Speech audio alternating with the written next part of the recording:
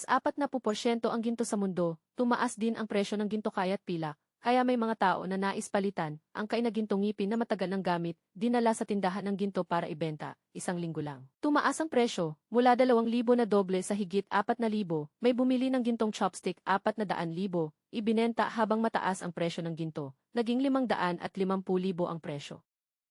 74, 810 halos umabot sa 100,000.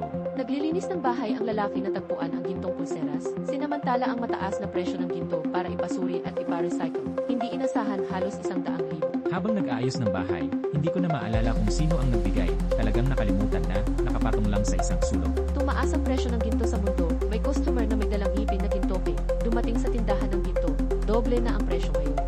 May tartar pa ang ngipin na gintoke ng dalhin, dati ay higit 2,000, pagkalipas ng isang linggo umabot sa higit 4,000 doble ang presyo.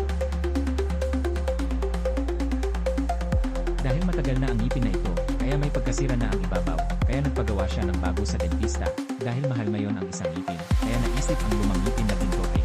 Inisip niyang ipambawas na lamang ito hanggat may maibabawas, nang ipasuri sa kanalaman, doble na kumpara noong binili.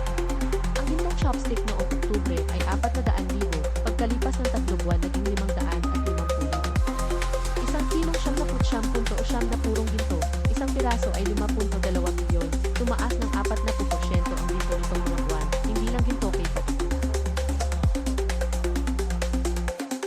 Umakyat ng 300% ang pilak sa 4 na buwan, ngayong taon maraming bumibili ng silver bar, nag-agawan sa pagbili, maraming tindahan ng ginto ngayon, halos wala ng stock.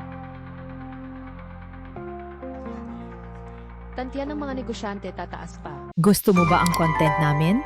Mag-subscribe at i-follow na ang Liho TV.